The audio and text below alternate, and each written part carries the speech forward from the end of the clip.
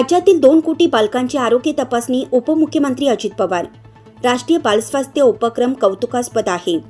या उपक्रमात राज्यातील 0 ते 18 वयोगटातील 2 कोटीपेक्षा अधिक बालकांची सर्वांगीण तपासणी करण्यात येणार आहे, असे उपमुख्यमंत्री अजित पवार यांनी सांगितले।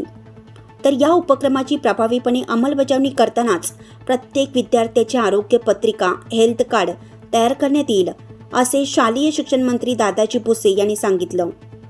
राष्ट्रीय बालस्वास्थ्य कार्यक्रमाअंतर्गत जिल्हास्तरीय आरोग्य तपासणी उद्घाटन सोहळा आज सकाळी महानगरपालिका शाळा क्रमांक 49 पंचक जेल रोड नाशिक येथे आयोजित करण्यात आला होता। त्यावेळी ते बोलत होते।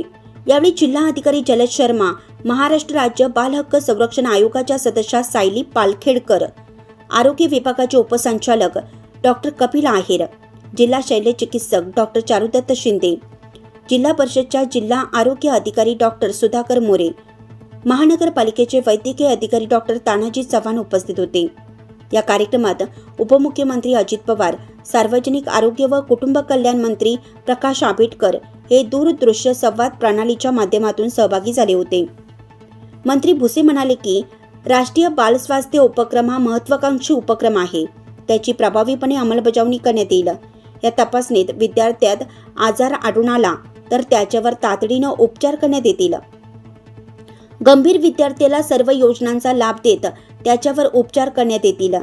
या मोहिमेत कोणताही विद्यार्थी उपचारापासून वंचित राहणार नाही याची दक्षता घ्यावी, अशी सूचना शालेय शिक्षण मंत्री श्री भुसे यांनी यावेळी केली।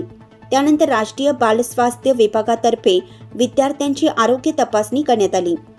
नाशिक लक्ष न्यूज ब्युरो रिपोर्ट नाशिक।